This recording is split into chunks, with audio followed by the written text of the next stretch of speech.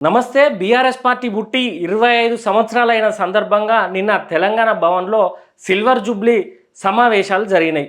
ఆ సమావేశాల్లో కేసీఆర్ ఒక మంచి నిర్ణయం తీసుకున్నాడు. అదేంటంటే రాష్ట్రంలో ఉన్న బీఆర్ఎస్ పార్టీకి సంబంధించిన అన్ని కమిటీలు రద్దు చేసిండు. ఎక్సెప్ట్ స్టేట్ కమిటీ, మిగతా కమిటీలన్నీ రద్దు చేసిండు. గ్రామ కమిటీ కానివ్వండి, మండల కమిటీ కానివ్వండి, జిల్లా కమిటీలు కానివ్వండి, ఇంకేమున్న కమిటీలన్నింటినీ రద్దు చేసిండు. ఇంకొక పక్షం రోజులలో అంటే ఒక 15 రోజులల్లో మెంబర్షిప్ డ్రైవ్ స్టార్ట్ చేస్తాడట. మెంబర్షిప్ డ్రైవ్ స్టార్ట్ అయినాక దాన్ని బేస్ చేసుకొని మళ్ళా కమిటీలు ఏర్పాటు చేసి ఈసారి గట్టిగా ప్రజల్లోకి పోయి 2.5 సంవత్సరాల వైఫల్యాల గురించి మాట్లాడుకొని ఇంకొక 2.5 సంవత్సరాలు కష్టపడి మరోసారి సెకండ్ ఇన్నింగ్స్ చేసి మరోసారి అధికారంలోకి రావాలని కేసీఆర్ ప్లాన్ చేసినట్టు తెలుస్తున్నది. అయితే ఈ కమిటీలను రద్దు చేసి ఈ మార్పు, ఈ ప్రక్షాళన ఎందుకు చేస్తున్నాడు? ఇటు కవిత పార్టీ పెట్టింది, కొత్త పార్టీ ఏ విధంగా దూసుకపోతుంది ప్రజల్లోకి కేసీఆర్కి తెలుసు. మళ్ళీ ఫస్ట్ నుండి మెంబర్షిప్ డ్రైవ్లు ఉంటాయి, అలా కమిటీలు, జిల్లా కమిటీ, మండల కమిటీ, ఈ కమిటీలన్నీ టీఆర్ఎస్ పార్టీ అధ్యక్షురాలు కవిత చేస్తుందని చెప్పి దాన్ని చెక్ పెట్టడానికి. ఎందుకనంటే బీఆర్ఎస్ పార్టీలో ఎంతోమంది నిరుత్సాహంతో ఉన్నారన్నట్టు. నాయకుడు బయటికి రాక కరెక్ట్గా హ్యాండిల్ చేయలేక పార్టీ డీలా అవుతుంది. కాబట్టి 2023 వరకు ఎంత ఊపిందో తర్వాత 2023లో అధికారం కోల్పోయి 2024లో 0 ఎంపీ సీట్లు వచ్చి కనీసం ఎమ్మెల్సీకి అభ్యర్థిని కూడా పెట్టకునే స్థితిలో ఉన్న బీఆర్ఎస్ పార్టీని కాపాడడం కోసం కేసీఆర్ ఈ స్ట్రాటజీతో వచ్చిందని మనం అర్థం చేసుకోవచ్చు. అందులో భాగంగానే మెంబర్షిప్ డ్రైవ్ పెట్టిండు. ఇప్పుడున్న మాజీ మంత్రులకు కానీ ప్రస్తుతం ఉన్న సిట్టింగ్ ఎమ్మెల్యేలకు కానీ గట్టి వార్నింగ్ ఇచ్చిండు. మీరు కనుక మెంబర్షిప్లను తీసుకురాకపోతే ఇప్పటివరకే 60 లక్షల మెంబర్షిప్ ఉన్నది బీఆర్ఎస్ పార్టీకి. దాన్ని పెంచాలి. ఆ పెంచితేనే మీకు నెక్స్ట్ ఎమ్మెల్యేలాగా టికెట్లు ఇస్తాం, లేదంటే టికెట్లు ఇవ్వం. టికెట్ల కోసం మా దగ్గర రావద్దు. మొహం చూసో, డబ్బు చూసో, ఇండైరెక్ట్గా మొహం చూసి అంటే డబ్బు చూసో, లేకపోతే సోషల్ మీడియాలో మీ హడావిడి చూసో టికెట్లు మాత్రమే ఇవ్వం. మీరు క్షేత్రస్థాయిలో ప్రజల దగ్గర నిజంగా కష్టపడితేనే మేము టికెట్ ఇస్తామని చెప్పి ఖరాఖండిగా కేసీఆర్ చెప్పిండు.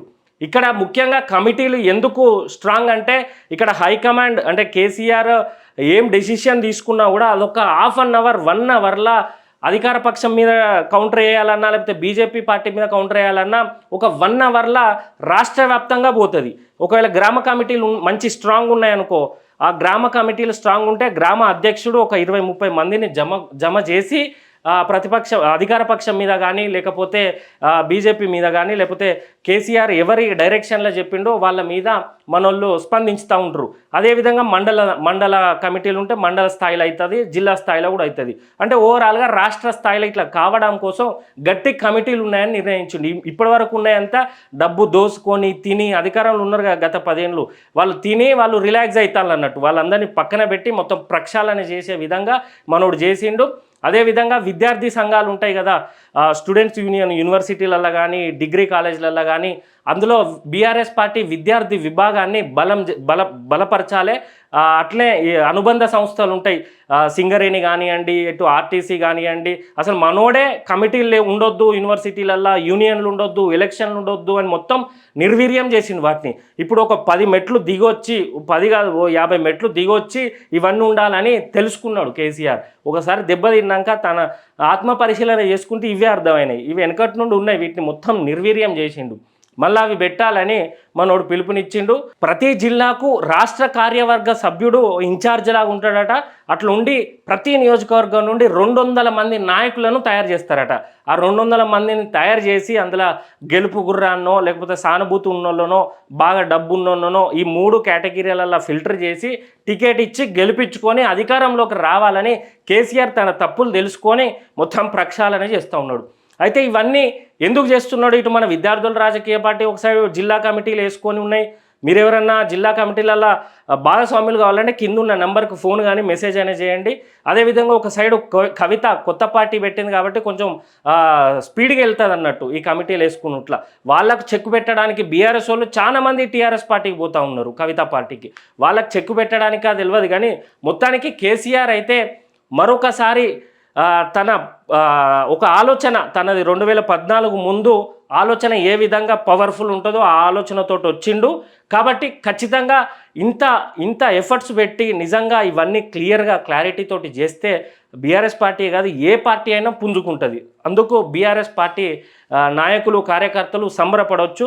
అట్లా అని చెప్పి పూర్తిగా కేసీఆర్ అన్నట్టు చేయడు. ఆయన నరం లేని నాలుకలాగా ఇష్టం వచ్చినట్టు మాట్లాడతాడు, హుషారు గోలు ఎత్తాడు, పోయి ఫామ్ హౌస్లో పండుకుంటాడు. కాబట్టి అది కూడా గుర్తుపెట్టుకోవాలి. ఇటు సైడ్ ఏమో రేవంత్ రెడ్డికి హైడ్రా అనేది పెద్ద దెబ్బ. ఒక నాగార్జున తప్ప ఏ సెలబ్రిటీని పట్టుకోకుండా మొత్తం పేదోళ్ళ ఇండ్లనే కూల్చేసి బాగా నెగిటివ్ చేసుకొని ఇంత నెగిటివ్ చేసేసరికే 10 ఏళ్ళు ఇబ్బంది పెట్టిన బీఆర్ఎస్ పార్టీని మళ్ళా దానంతట అదే లేస్తుంది. వీళ్ళ తప్పుల వల్ల అది ఆటోమేటిక్గా లైమ్ లైట్లోకి వస్తుంది ప్రజల్లోకి. దీనికి కారణం రేవంత్ రెడ్డి ఫెయిల్యూర్ కదా. ఇప్పటికైనా రేవంత్ రెడ్డి నువ్వు కూడా కొంచెం సిగ్గు తెచ్చుకొని పేదోళ్ళ ఇల్లు కూలగొట్టుడు బంద్ చేసి ఆ పల్లా రాజేశ్వర రెడ్డి అక్రమంగా కట్టించుకున్న హౌజో లేకపోతే మీ తిరుపతి రెడ్డిదో లేకపోతే మన పొంగులేటి శ్రీనివాసరెడ్డియో లేకపోతే ఫాతిమా కాలేజ్ ఓవైసీదో ఈ పెద్దోళ్ళై ఎవరైతే రూల్స్కు విరుద్ధంగా కట్టిల్లో వాళ్ళ ఇల్లులు కూలగొడితే నీకు కొద్దో గొప్ప మైలేజ్ వస్తుంది. మైలేజ్ వచ్చి అప్పుడు నువ్వు బీఆర్ఎస్ తోటి పోటీ పడేదానికి ఉంటుంది. లేకపోతే మాత్రం పేదోళ్ళ ఇల్లులు వరుసపెట్టి కూలగొట్టినావు. వెలుగుమట్ల ఎంత పెద్ద ఇన్సిడెంట్ అయింది.